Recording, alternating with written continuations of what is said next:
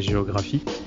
On nous a toujours inculqué, en tout cas les profs de l'éducation nationale, nous ont toujours inculqué qu'il n'y avait pas réellement d'année zéro dans les calendriers, qu'on passait directement à l'an 1, car l'an 1 correspond donc, de ce qui se dit en tout cas, bien sûr Damas tu pourras me confirmer, donc une semaine après la naissance du Christ, qui correspondrait apparemment à la date de sa circoncision. Bon, apparemment c'est ce qui se dit, après je suis pas le plus gros spécialiste en la matière. Où veux-tu en venir? Que c'est du mytho! Que c'est faux!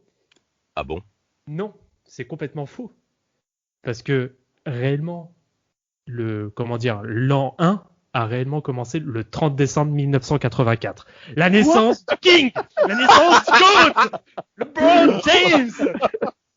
Attends, LeBron Raymond James Senior. Oh, mais tout ça! N'a-t-il pas honte? Sachez, chers spectateurs, que nous ne sommes pas associés à ce grossier personnage. Vladimir, sur ses propos, n'acceptons pas ça du tout. Pour rien au monde, je valide les propos de Vlad. Pour lui peut-être, mais moi non. Je suis né le 28 décembre et lui le 30. C'est pour montrer la différence que nous avons entre moi et LeBron James, et en qui je considère comme étant l'un de mes plus grands ennemis en NBA sur les années 2000. Mais avant toute chose, c'est peut-être... concrètement, il annonce bien notre session, messieurs, l'après Jordan. C'est sûr que entre lui, en tout cas sur l'époque, entre lui et c'est quand même pas mal tapé avec un autre qui est, alors selon certains, la pâle copie d'un Michael Jordan, peut-être en un petit peu amélioré, un certain Kobe Bryant.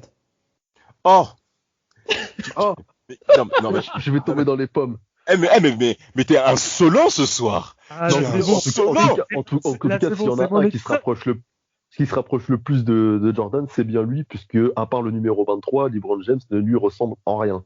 Ça, il faut le dire, hein, parce qu'il y a pas au début, il y avait une comparaison quand il arrive en NBA, le nouveau Jordan. Non. Le style de jeu n'a rien à voir. Il est beaucoup plus proche d'un Magic, j'ai envie de dire, LeBron, que d'un Jordan. Donc, on va rentrer dans le vif du sujet. Hein. Bien sûr.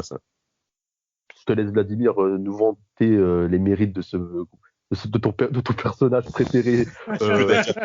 J'ai cru t'allais dire ton père spirituel. Oh là là. Spirituel, oui, ouais. Au lycée, hein. Alors déjà pour préciser, on va pas refaire non plus toute sa carrière. Hein. On va vraiment être sur sa première partie de carrière. Voilà, sa partie loser, fouillon. Ça mec est vraiment une merde. Mais vraiment, mais... On va revenir du coup sur ses premières années, donc qui vont se résumer donc en effet de sa carrière lycéenne jusqu'à la fin de sa première aventure chez les Cavaliers, jusqu'à qu'il annonce qu'il emportait ses talents à South Beach vers le Miami Heat. Donc voilà. Au niveau, alors bon, désolé Damas, ça va encore te faire bondir, mais bon, LeBron James et voilà, il fait partie de ces enfants d'une famille monoparentale. Ah bah pour changer. Tiens, bravo. Excellent. En fait, on n'a pas besoin de père pour réussir dans la vie. Ah bah non, tiens, comme c'est étonnant. Voilà. Mais en plus, il est issu aussi d'un état où économiquement c'est pas le top du top, hein. L'Ohio, hein. Le Midwest, le nord le nord des États-Unis, hein, site industriel mineur, on peut dire à côté du grand frère michiganien. Et LeBron James est tout simplement élevé seul par sa mère, Gloria James, qui l'a eu à l'âge de 16 ans. C'est extrêmement tôt, bien entendu. Et là, c'est pas un film. Et madame doit souvent déménager à des emplois à court terme, CDD, intérim comme on connaît. Et il y a un certain Frank Walker qui va accueillir un certain LeBron James. Tout va commencer à changer à partir de là, Vlad. Oui. En effet. Et Frank Walker, c'est d'abord un coach de foot américain, qui va introduire justement LeBron vers le basket lorsqu'il a 9 ans. Donc il joue sans, on va dire, réel objectif au vu de son jeune âge. Il va enchaîner par la suite lorsqu'il va grandir, donc les tournois AAU, donc du nord de l'Ohio. Donc il rencontre quand même un certain succès au niveau local et national. Bien sûr. Voilà, et avec notamment ses amis d'enfance, donc qui sont Drew Joyce, hein, qui est d'ailleurs joueur professionnel en Europe, je sais plus où exactement à cette heure-ci, et Willie McGee. Bon, voilà, ils vont former avec aussi Sian Canton, donc un Fab Four, comme on peut dire, et ils vont tous les quatre aller dans le même lycée. Donc, qui est le lycée Saint-Vincent-Saint-Mary, qui est une école privée catholique, et qui vont connaître Damas, il est prof là-bas. Un certain. Ça dépend. Qui va connaître un certain succès par la suite. Je te laisse enchaîner. Je pense que t'es pas mal là sur le sujet, Damas. Non, pas forcément, parce que LeBron James, concrètement, bon, allez, je fais le mec, hein. Concrètement, LeBron James, il attire tous les regards. On sent vraiment que la NBA entre déjà dans une période où il faut en effet renouveler, on va dire, l'effet des stars, bien qu'au poste 2, il y a quand même pas mal de monde en NBA années 2000, hein. Kobe Bryant, Tracy McGrady, Vince Carter, Ray Allen, Paul Pierce, bien entendu. Donc, il y a déjà un sacré beau monde qui commence à se positionner. Et LeBron James, dès le lycée, commence concrètement à impressionner les foules. Il est déjà surnommé The Chosen One, l'élu. Oui, l'élu, par le magazine Sport Illustrated, qui est bien entendu connu de tous. Et on le considère en effet, bien entendu, comme le nouvel héritier de Michael Jordan. Et ce qui est incroyable, c'est surtout Nike. Nike, Samuel, hein, Nike que tu connais très bien, qui va lui donner un contrat de 90 millions de dollars sur 7 ans. C'est tout simplement exceptionnel. Et dès le 25 avril 2003, LeBron James se positionne immédiatement pour la draft 2003 qui sera justement exceptionnelle et pour qui, très chers auditeurs et auditrices, nous réservons bien entendu un épisode là-dessus parce que là, vous allez clairement vous régaler. LeBron James, qu'est-ce que ton premier avis lors de sa période de draft, parce qu'on part quand même d'acheter quelque chose d'extraordinaire, Samuel, hein, tu peux en parler avec ton Carmelo Anthony là. Ben oui, il arrive du coup draft 2003. On dit que les Cavs ils ont fait exprès de perdre les matchs de fin de saison pour pouvoir le récupérer. En face, il y a je sais pas, c'est ce qu'on dit après, hein, mais pourquoi pas. Si t'as l'occasion, mais si t'as l'occasion de pouvoir avoir le joueur qui te permettra de changer ton histoire, tu le fais. Hein, je pense que tout le monde le fait. Et du coup, de l'autre côté, tu as Conférence Ouest, Denver qui draft Melo, qui lui sort de la fac et qui est directement annoncé comme le concurrent de LeBron. Et les deux vont se battre toute leur saison de rookie pour le titre de rookie de l'année. Bien sûr. Bien sûr. Donc, alors, la draft. Vas-y, excuse-moi, Samuel, parce que je pensais que tu allais parler de la draft 2000. La draft 2000. La draft 2000, à ne pas confondre avec la draft 2003, les amis, c'est l'opposé. 2003, il y a aussi Wade, Bosh, on en parlera plus tard, hein, donc ça n'a rien à voir.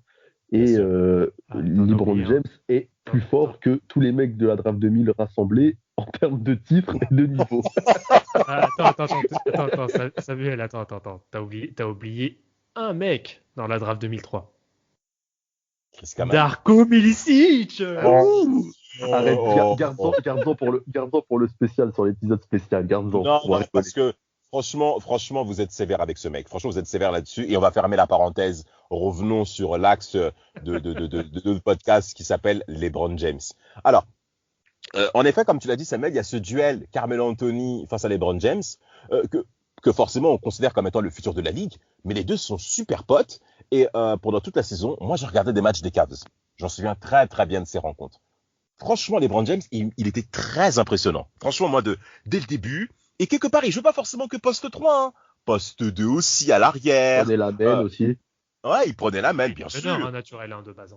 Oui, bien sûr. À la base, il est meneur. D'où la comparaison avec Magic Johnson, comme l'a bien dit Samuel au début de notre épisode. Mais concrètement, il a déjà des stats très impressionnantes pour un rookie. Hein. Vlad, là, tu peux te régaler. Là, c'est parti. Allez. Oui.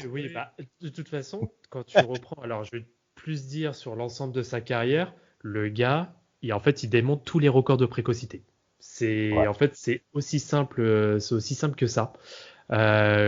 Oui, c'est vraiment que des records de précocité. Donc, il va avoir le plus jeune à être sélectionné numéro 1 draft, le plus jeune à être rookie de l'année, le plus jeune à avoir son début avoir le plus de points lors d'un passage high school vers professionnel sans passer par la fac.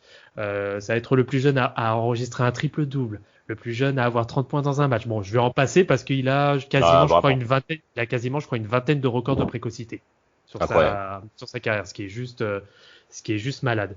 Pour revenir rapidement sur la lutte, sur la saison 2003-2004 avec Carmelo Anthony. Alors, je vais vous faire une petite confidence. Pour moi, c'est vraiment mon avis.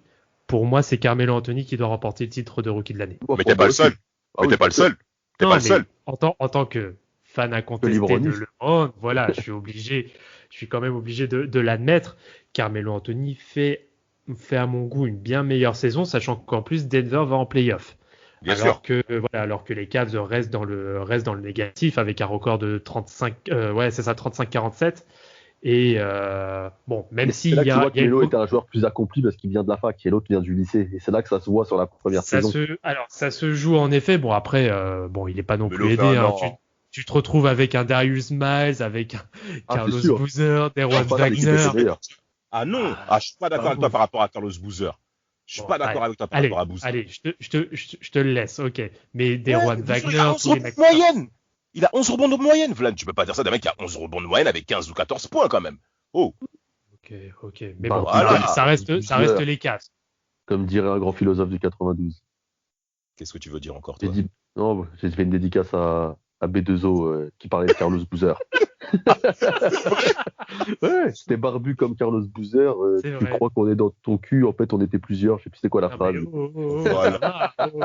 Encore de la vulgarité. Pas de la parenthèse. T'as même pas honte. Mais c'est vrai. Oui, c'est vrai. Vlad, tu as quand même raison. Les Cavs sont quand même limités, bien que l'équipe a quand même de bons éléments, mais collectivement parlant, tu sens que c'est encore assez faible, avec Zydrunas Ilgauskas, qui a été en effet, lui, drafté à l'année 96, qui joue au poste 5, et qui plutôt est léger, et concrètement, les Cavs, même les 2 premières années, ça coûte même le renvoi de Paul Silas, d'ailleurs, pour fin de première année, il est même viré, et la saison 2005, pas de playoff non plus, malgré le fait que les LeBron James deviennent le plus jeune joueur à réaliser un triple-double.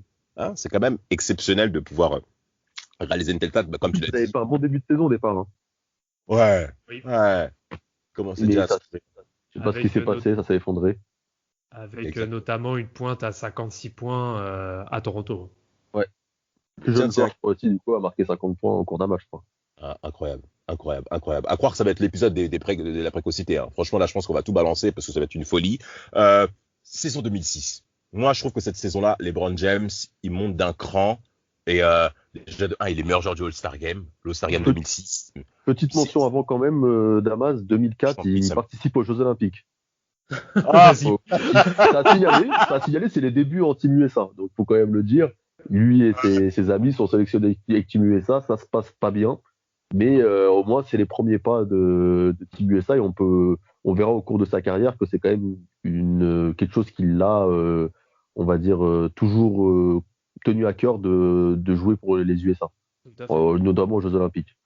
Bien sûr. Tout à fait. Bon, après, l'exemple de 2004, malheureusement, c'est pas le meilleur des exemples. Après, il arrive comme jeune joueur. Oui, voilà, il arrive comme jeune joueur. C'est comme Carmelo Anthony et Dwayne Wade, et même Emeka Okafor qui sont sélectionnés, mais qui ont quasiment pas de temps de jeu. Ouais, Okafor, on s'est bien rendu compte pourquoi, justement. Concernant la saison 2005-2006, messieurs, là, Vlad, il faut qu'on t'entende, parce que concrètement, cette saison-là, LeBron James, c'est plus le même homme, là. Là, concrètement, il monte d'un cran, et là, il monte d'un cran, c'est simple, il termine second. En 2006, il termine second du classement MVP. Derrière un certain Nash Steve. D'ailleurs, tu penses quoi de ce titre de MVP de Nash par rapport à LeBron James? T'es d'accord avec ça? Comment tu te vois? Alors, moi, j'ai toujours un peu de mal sur les titres d'MVP de Nash parce qu'en fait, il est trop dans un bon collectif, en fait. Et, c'est vrai? Même 2005? Même 2005, franchement, je sais pas. Franchement, c'est compliqué parce que, alors là, pour le coup, tu prends la saison 2006. T'as du sacré client quand même derrière. T'as aussi un Kobe qui fait une saison all-time, Dirk Nowitzki qui est aussi exceptionnel. Ouais, non, c'est compliqué. Alors, peut-être, allez, je lui laisse, on va dire 2005, mais pour moi, le 2006, il le mérite clairement pas. Alors, sans forcément que ce soit pour LeBron, mais pour moi, même un Kobe ou même un Dirk Nowitzki le méritait plus. Samuel?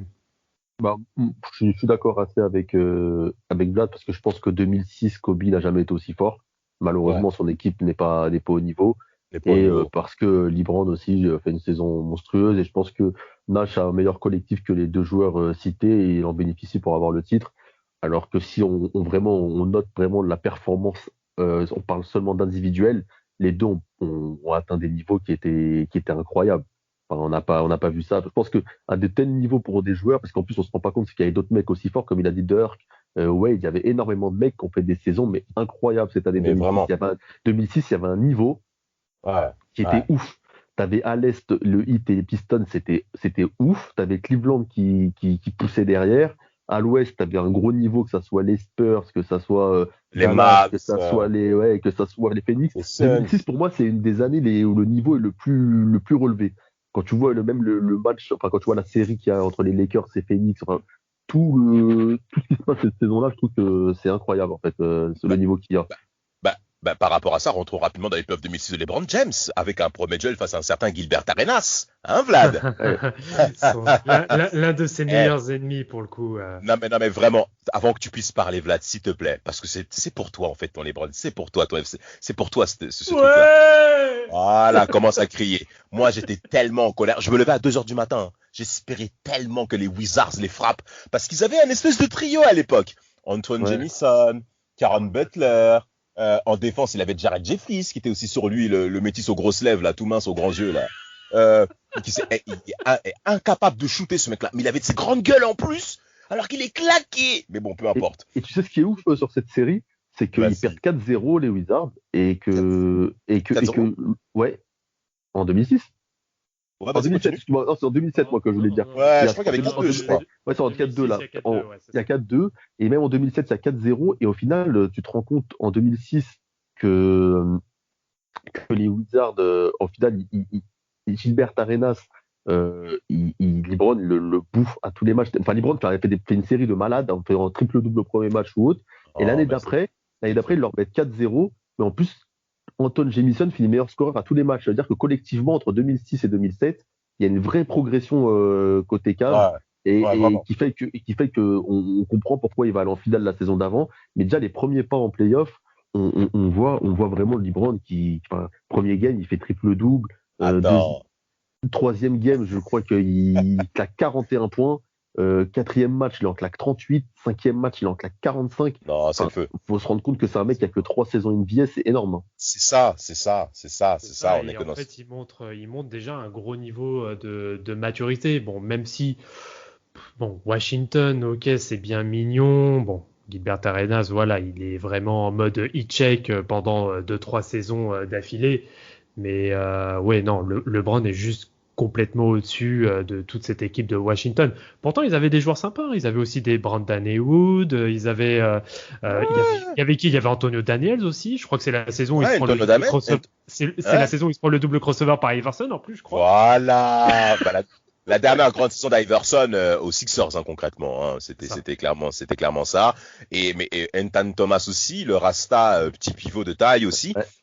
Mais concrètement, les Cavs marchent sur les pieds des Wizards avec cet épisode où Gilbert Arenas au lancer franc rate son premier lancer franc. LeBron James va le voir et lui dit si tu rates encore, c'est fini. Mais c'est incroyable de faire des trucs comme ça. En plus, il est jeune, hein. Donc tu vois déjà que le mec il a un mental, il veut te rentrer dedans, tu vois.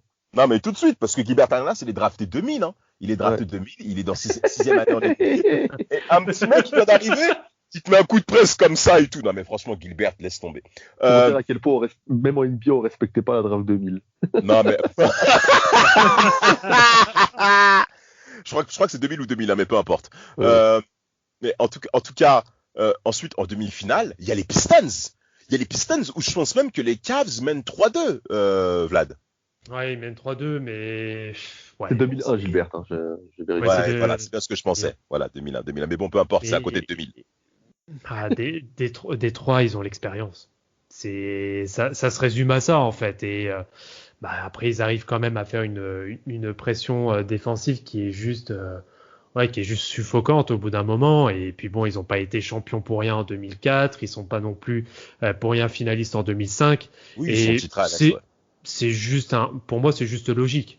Et je pense que c'est déjà un bon premier parcours en play-off pour les Cavaliers, notamment au vu de l'équipe qu'ils ont, parce que bon, faut pas non plus exagérer, elle est quand même très très très limitée. Bah, tu vois qu'ils mettent 61 points au game 7. Ouais, ils vont boire. T'as LeBron qui met la moitié des points, je crois, il en met presque 30. Ouais, un truc comme ça, c'est ça. Et le reste, il n'y a pas un mec qui dépasse les 10 points. Il y a peut-être Larry Hughes, mais je peux pas te dire de conneries. Ouais, Larry Hughes, donc, tu vois, en face, quand tu vois qu'en face, t'as Chauncey Billups, Tension Prince, Rashid Wallace, Ben Wallace, Richard Hamilton sur le banc, t'as Mike Dias. Enfin, voilà, quoi, c'est pas la même équipe. En plus, c'est une équipe qui a déjà été champion. Bon. Alors. C'était clairement pas l'année où Cleveland jouait le titre. En face, en plus, t'avais Miami aussi. Je pense que s'ils avaient rencontré Miami, ils auraient fini de la même. Ils auraient fait une bonne rousse. Ils auraient fait une rousse, mais même en 2007, les Cavs ne sont pas forcément positionnés pour le titre. Concrètement, moi, j'aimerais juste un dernier point avant de passer à la saison 2007 qui est très importante. Rashid Wallace, mon Shid, après que les Cavs menaient 3-2, il a dit quand on va revenir là-bas, on va les battre et on va gifler cette bande de jeunes. Le Shid détruit Drew Gooden dans la peinture. Ça fait du bien parce que LeBron James et même, je me souvenais là, les médias français à l'époque étaient très, oh là là, est-ce que les Cavs vont sortir les Pistons qui sont en finale à l'Est depuis 2003? C'est exceptionnel. Du calme, poteau, du calme. Mais en 2007, les choses vont bien changer. Hein. Mais avant de parler de cette finale 2007, messieurs, parce que c'est quand même important qu'on parle de ça, il y a d'abord cette demi-finale face à Jason Kidd et Vince Carter, des Nets de New Jersey. Bon, déjà. Vince Carter, surtout Vince Carter. Mais Vince Carter s'est effacé, Samuel. Moi, j'ai pas compris. Jason Kidd, normal. Ah, mais je comprends pas. C'est juste qu'aujourd'hui, je n'arrive toujours pas à comprendre. Les Cavs. Ils sont deuxième à l'Est. Deuxième à l'Est au classement. C'est son 2007, ok? Le MVP, c'est Dirk Nowitzki, qui est sorti au premier tour par les Warriors. Incroyable. On en a fait un épisode. Voilà, magnifique. Ensuite, t'as la demi-finale de conférence face aux Nets de New Jersey qui, eux, sont sixième et qui ont leur trio aussi, hein, comme les Wizards aussi, mais qui est composé de Jason Kidd, qui est d'un autre niveau de Gilbert Arenas. T'as Vince Carter au scoring et Richard Hamilton qui est là, cette fois-ci, dans une confrontation au poste 3. Mais face à LeBron James. Mais LeBron James va clairement le régler. Il va le... Oh non, mais la série de Vince Carter est honteuse et en face, t'as LeBron James qui je crois, finit meilleur scoreur à tous les matchs. Hein. Si en plus tu rajoutes à ça son impact à la passe et défensivement, tu vois que le gars, en fait, il monopolise tout sur le terrain. Et puis, je crois, il fait 11 rebonds, 7 assists, 21 points le premier match. Qui le remporte de peu en plus contre les Nets. Et en face, avec Jason Kidd, t'as l'impression que même lui, en fait, ça fait bizarre. En fait, je pense qu'à l'époque, quand tu vois que le mec, il arrive, il fait 2,6 m, presque 115 kilos. C'est ça. Et qu'il est agile comme un meneur, qu'il a une vision de jeu incroyable, qu'il est capable de... Il a progressé à 3 points, faut le dire, hein, entre-temps. Ouais, il progresse chaque année à 3 points. Chaque année, il progresse à 3 points. En fait, c'est une menace partout. Sur tous les côtés du terrain, le mec, il est menaçant. Il défend, il shoot à 3 points, il mène, il passe ailier, il joue poste 4. En fait, c'est une arme partout sur le terrain et les Nets n'ont clairement pas su répondre à ça. Avec un jeu très stéréotypé où Jason Kidd faisait le meneur, balançait des alley-oops sur les deux poteaux. Là. Non, mais arrête de dire ça quand même. Comment tu peux résumer les Nets à ça quand même? En saison régulière, c'était ça. Et en playoff, ça a été très limité. Je suis désolé. Mais tu te rends compte de ce qu'il dit, Vlad? Tu te rends compte comment il limite les Nets quand même? En playoff, ça a été très limité. Non, mais alley-oop, mais tu es totalement dingue de dire des choses comme ça. 2007-2006, c'était un peu c'était les Harlem Globetrotters, hein, les Nets. Hein. Oh, mais non, mais t'es totalement malade. Si. Mais non, quand même pas. En tout cas, les Nets sont clairement désavantagés par rapport à cette série. Ce sera la première fois que Jason Kidd... même avec comme Jefferson, il n'a pas réussi à défendre. Mais c'est normal. Richard Jefferson était incroyable. Concrètement, en 2007... Parlons-en justement. LeBron James à la passe, je crois même que c'est même son meilleur taux de passe sur la saison 2003-2010 qu'on traite ce soir. Et concrètement, vient la finale de la conférence Est. Alors, déjà concrètement, les Pistons étaient bien partis, Vlad. Les Pistons étaient très bien partis pour ça. Oui, ils ont commencé la série chez eux. Ça s'est résumé à 2-0. Voilà, d'entrée. Détroit, mais ils mettent directement, ils mettent le ton. Ils sont revanchards. Ils sont revanchards notamment de la série contre le Heat l'année précédente et ils veulent revenir conquérants. En plus, ils se sont renforcés aussi. Il y a un certain Chris Webber qui arrive, mais 2-0. Mais après, la magie a opéré, j'ai envie de dire. Mais on t'écoute, c'est pour toi là. Il faut que tu développes. Voilà. Vieille merde, je déteste. Et vous voulez que je vous régale ou pas sur cette série, tu sais faire que ça alors. Sur cette série Game 4, le meilleur rebondeur, devinez c'est qui? C'est qui? Larry j'allais dire Larry Hughes. Chauncey Billups, il finit meilleur rebondeur du match. C'est pas vrai. Je te jure, 9 rebonds. Non. Quand j'ai vu la stat, j'étais mort de rire. J'ai fait Chauncey Billups, il a fini meilleur rebondeur du match, genre. C'est difficile. Ah, les Pistons. Ils ont mal fait quand même de Tarj Ben Wallace. Et le deuxième meilleur rebondeur, c'est Richard Hamilton. Ah ouais? Ouais. C'est encore pire. C'est scandaleux. Côté Cavs, il faut que tu en parles un petit peu. Côté Cavs, le meilleur rebondeur, c'est LeBron et Ilgauskas à 7 rebonds, tu vois. Et là, je parle beaucoup de rebonds parce que faut savoir que c'était quand même le point fort des Pistons, il faut le dire. Et la défense, et de voir qu'en fait, que tu te retrouves avec ton meneur et ton arrière qui finit meilleur rebondeur du match côté Pistons. et qu'en face, tu vois, en fait, tu te rends compte que même Ilgauskas, il a complètement marché sur le chi des Chris Webber, quoi.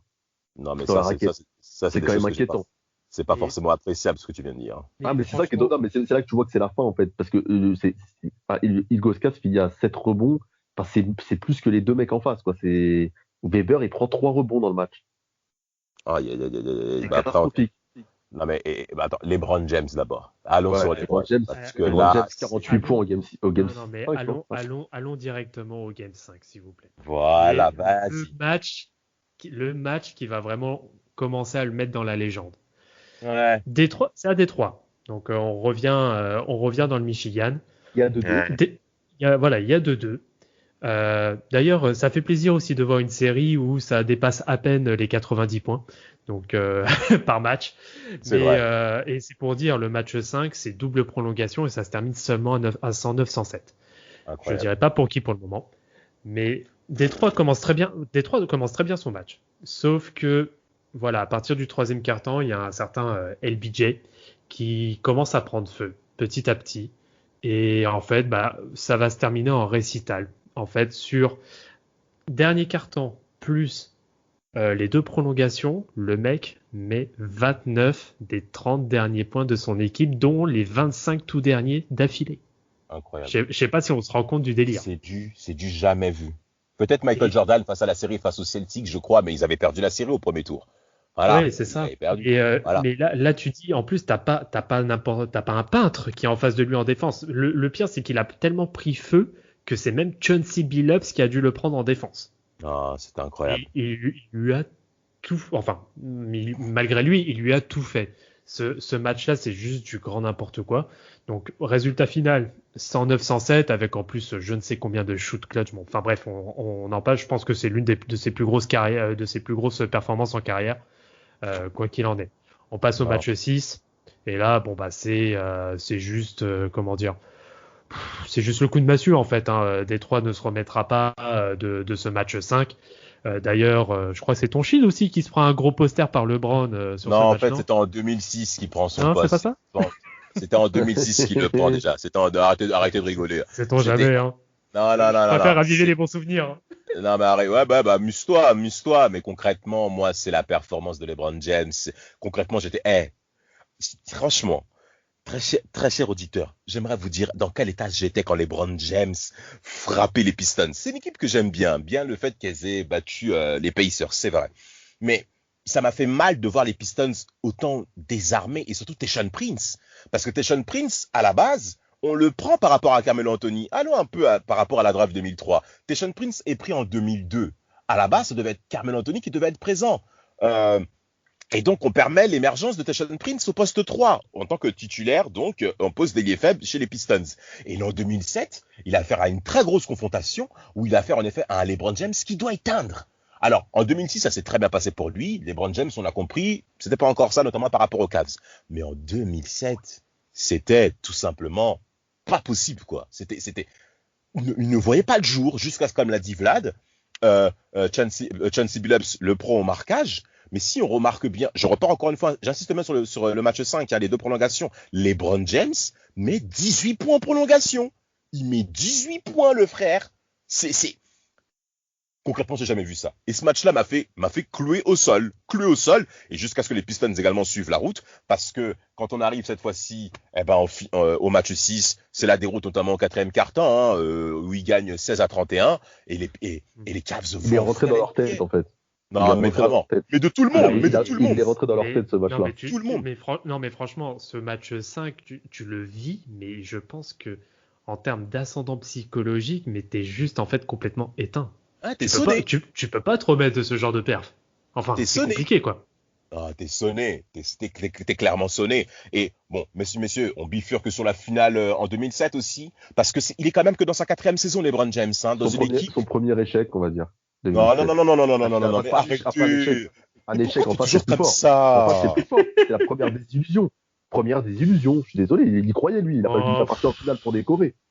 Il est parti, il y croyait. Première désillusion. Bien sûr que tu arrives en finale, oui, tu espères quand même. Tu la joues la finale, mais bon, voilà, c'est les Spurs. C'est plus fort en face, c'est rien à dire. Bien sûr. Ouais, c'est plus fort. Concrètement, c'est plus fort. C'est une expérience, il va en finale, il tombe contre plus fort, il n'y a rien à dire. Faut rappeler quand même le 5 de Cleveland, hein. C'est LeBron James, Sacha Pavlovich, Drew Gooden, Ilgauskas, Larry Hughes. Tu veux aller où avec ça? Déjà qu'il soit allé en finale NBA, c'est incroyable. On se rend compte de la performance. En face, t'as un 5 avec Michael Finlay, Tim Duncan, Tony Parker, Bruce Bowen, Fabricio Oberto. Sur le banc, il y a Manu Ginobili, Robert Torrey. C'est pas pareil. Non, mais faut dire ce qui est, c'est le dépucelage. Tranquille. Oui, exactement. Donc moi, franchement, là, LeBron James nous laisse clairement sur les fesses par rapport à l'année 2007, et Tim Duncan le dira à la fin de ce match 4, le futur de la Ligue, il est pour toi. Et concrètement, il va encore le prouver, bien qu'en 2008 et en 2009, la Vlad, on va continuer dans ce podcast, on attaque la fin du podcast. Non, pas en 2008. En 2008, concrètement, on va y aller sur la saison. Le 2008, c'est une saison all-time pour lui. Et franchement, il frappe, c'est simple, il frappe. Ils vont frapper Washington. D'ailleurs, il y avait eu le petit bif entre lui et Deshaun Stevenson. Mais c'est incroyable, hein. Deshaun Stevenson, quel personnage. Quel cassos ce type, putain. Non mais sérieusement, lui c'est quand même quelque chose. Bon, passons. Donc les Wizards, donc ça se termine en 4-2, hein, où les Washington arrivent quand même à en décrocher 2. Mais après voilà, on avait, on va dire un peu la finale avant l'heure. Sans parler du côté ouest où de toute façon tout le monde attendait les Lakers quasiment, je pense. Oh, même les Spurs surtout. Ainsi que les Spurs, oui c'est vrai, ainsi que les Spurs. Mais voilà, c'était on va dire la finale de conférence avant l'heure. C'est Cleveland, Boston. Il fait une série de malades, LeBron. Il fait une série de ouf. Il fait une série de tarés. Mais voilà, après tu as le collectif, tu as tout juste le Big Three de Boston qui se forme et qui est direct au taquet. Mais moi je trouve que c'est une très belle série en fait. Non, je suis d'accord. Alors, après, c'est bien par rapport à LeBron James, parce qu'il va toujours considérer Paul Pierce comme étant son plus grand adversaire en carrière, à l'Est. Et c'est aussi à l'hommage de Paul Pierce, Vlad, que tu as plusieurs fois négligé, que tu as plusieurs fois critiqué. Mais il faut que nos très chers auditeurs, et notamment les plus jeunes, puissent comprendre que Paul Pierce au poste 3, parce qu'à la base c'est un poste 2, il se décale au poste 3 pour Ray Allen et son émergence au poste 2. Là, il affronte Paul Pierce, et ce match 7... Ce fameux match 7. Non, mais concrètement, on se rend dedans. C'est du 1 contre 1. Et qu'est-ce que c'est beau. De voir des choses comme ça. Je l'avais vu. Et en plus, je l'avais vu en direct ce match. À l'époque, on avait tous les liens streams, genre sur Roja Directa. Ah, avec la tête de Molina. Aïe, aïe, aïe. Mais qui peut l'oublier? Qui peut oublier ça? Très très belle série, hein, remportée 4-3 par les Celtics de Boston, hein, mais avec où d'ailleurs les Cavs étaient même renforcés avec Ben Wallace aussi présent dans la peinture, qui est venu renforcer les Cavs. Mais en effet, tu sens que LeBron est un peu isolé en fait. Ouais, bah oui. C'est ça. C'est là que c'est le problème. C'est qu'offensivement, il n'y a que lui en face. T'as Delonte West qui parfois peut être présent. Pas mal aussi, voilà, mais c'est. Delonte West il fait une série correcte. Hein. Oh ouais, non, il est correct, hein, mais en fait, c'est offensivement, tu te rends compte que tous les matchs, je crois qu'il finit meilleur scoreur. Mais au final, en face, c'est que la menace, elle vient de partout. Elle vient de Ray Allen, elle vient de Garnett, elle vient de Paul Pierce. Et au final, il se retrouve isolé et il fait du mieux qu'il peut, mais tu sens que en face, le collectif est meilleur. Et peut-être qu'on commence à sentir aussi que lui, de son côté, il va commencer aussi à s'agacer, je pense. Hein.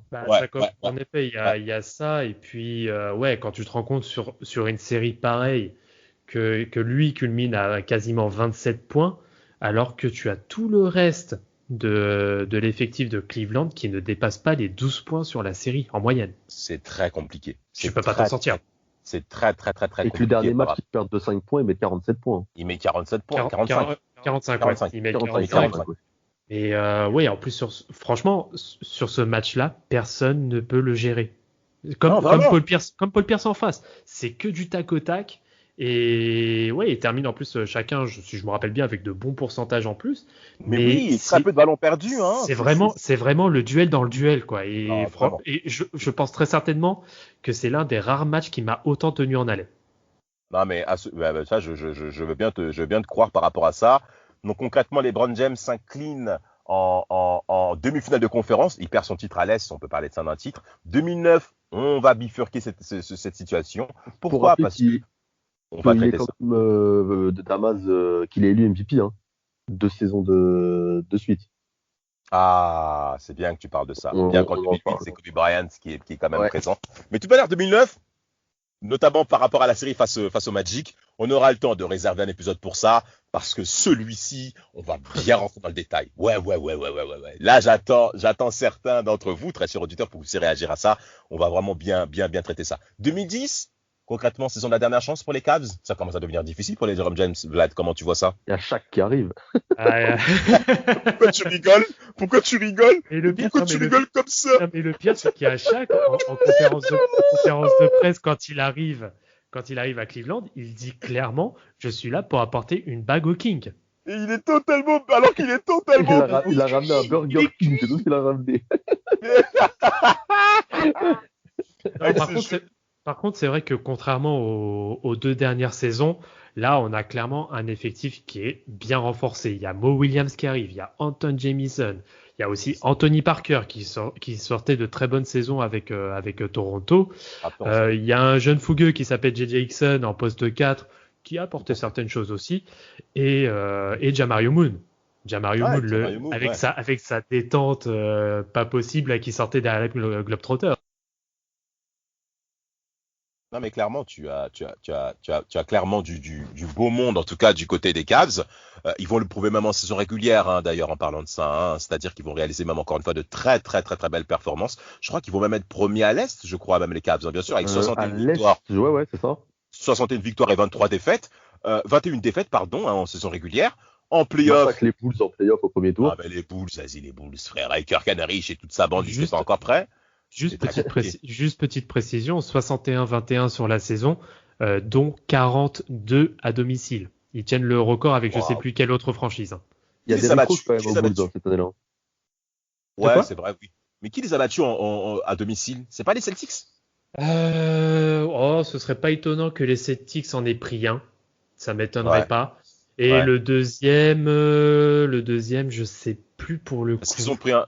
Non, mais de toute manière, les Celtics ont pris un blowout. Je m'en souviens, un match là où LeBron James, Kevin Garnett lui parle à l'oreille, il lui insulte et tout, alors qu'à plus 22, Kevin Garnett, il pète les plombs, il est en train de.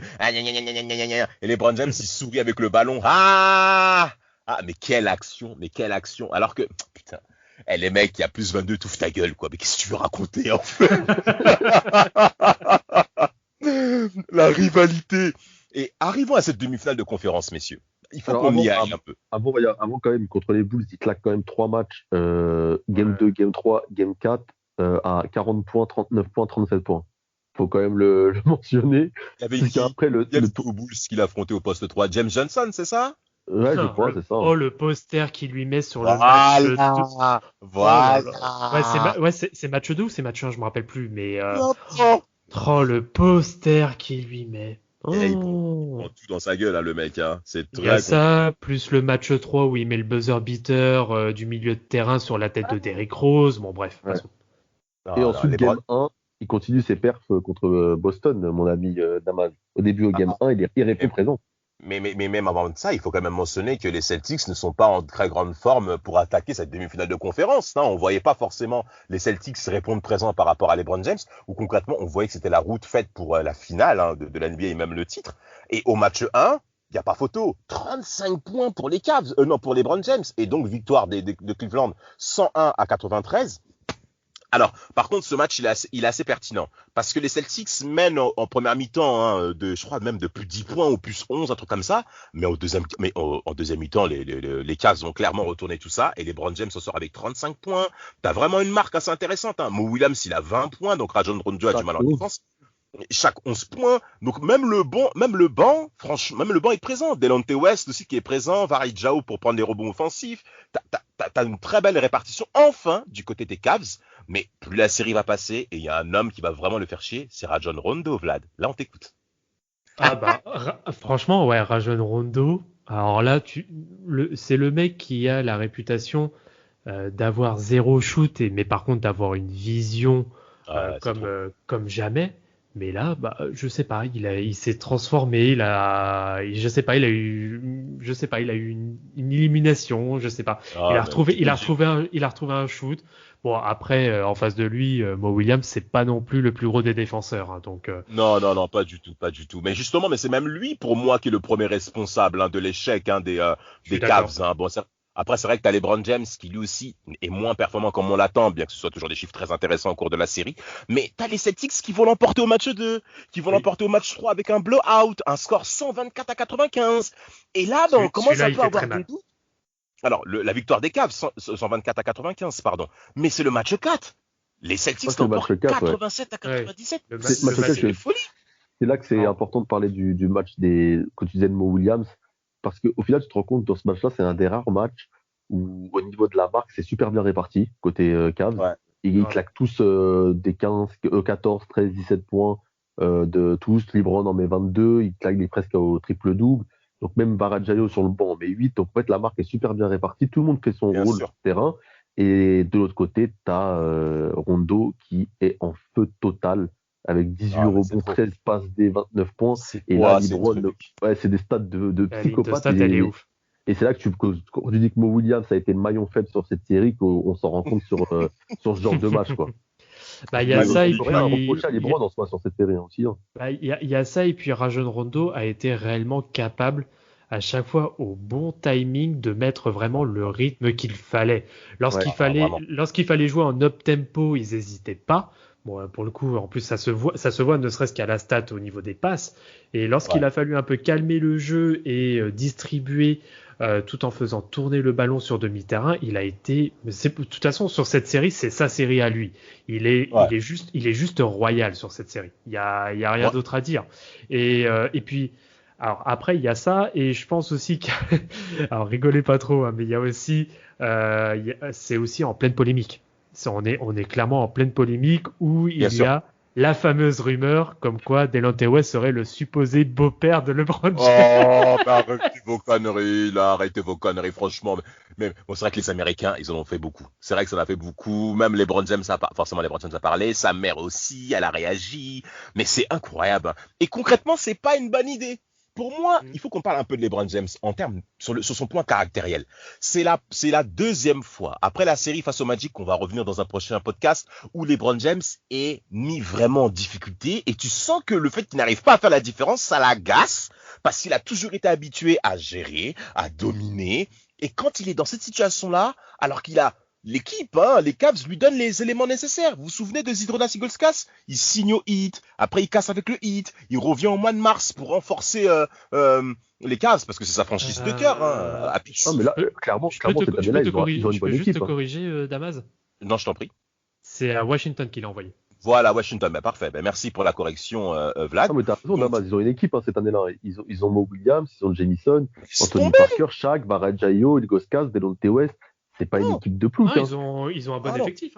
Bien sûr. Donc concrètement, Dal Gilbert, parce qu'il faut quand même signaler la situation contractuelle de LeBron James. On verra ça dans un prochain épisode encore une fois. Mais LeBron James est en fin de contrat, avec également certains de ses émissaires de la draft 2003, messieurs, dames. Donc, cette saison 2010. Avec qui il a été champion olympique 2 ans plus tôt. Oh, ouais, ben merci. Faut le mentionner, c'est la petite. Faut rajouter dans la sauce. Voilà, pour rajouter Kobe Bryant quelque part. Voilà. C'est juste vraiment jusqu'au bout. Mais LeBron James, cette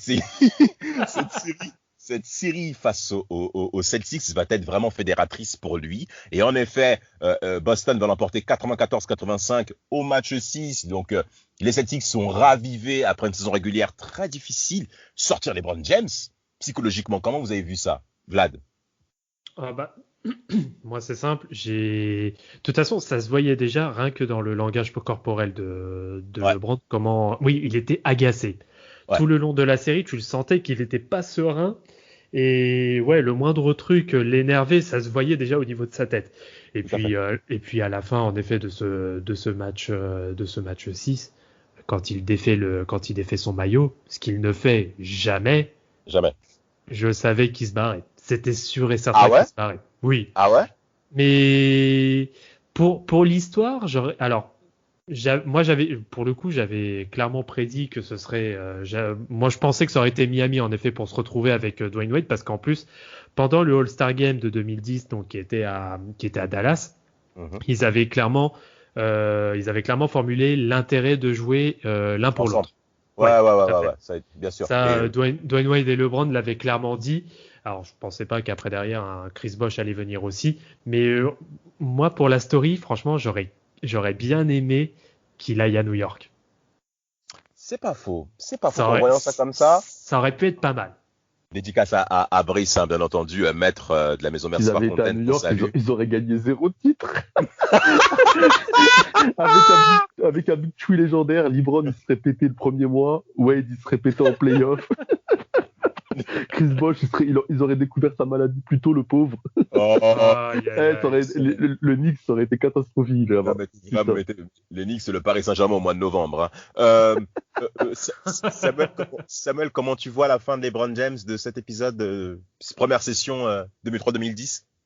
Ma première session la première partie de la carrière de LeBron, on se rend compte que le mec, c'est un extraterrestre, mais que il n'y arrive pas et que pour lui ça devient de plus en plus frustrant et qu'il doit passer par un choix. Il doit faire un choix pour lui, pour sa carrière, soit le choix du cœur qui aurait été de rester à Cleveland, puisqu'on le sait, c'est son on va dire sa franchise de cœur puisque c'est sa région natale, soit rejoindre son ami à Miami et clairement passer dans une dimension qui ne sera pas la même et peut-être j'ai envie de dire même pour peut-être sûr, jouer avec Dwayne Wade et être c'est les deux meilleurs joueurs de leur génération, clairement. Donc ça faisait pour lui une chance de plus de pouvoir gagner un titre auprès duquel il courait beaucoup. Parce qu'il faut rappeler quand même qu'à l'époque, il y avait beaucoup de détracteurs qui disaient mais il échoue. Quand il y a de la concurrence en face, on voit qui est qui. Saison régulière, c'est bien beau, mais en play-off, quand il tombe contre les Pistons ou contre Boston, à chaque fois, il s'écroule. Orlando, c'était très mal passé aussi, parce qu'à l'époque, Dwight avait une grosse cote aussi.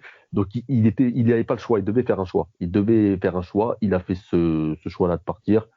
On verra plus tard que ça a été vous le savez pour beaucoup, que ça a été très, très gagnant. Et je pense qu'il a fait le bon, moi. Après, beaucoup ont critiqué ce choix, mais moi, j'arrive à le comprendre.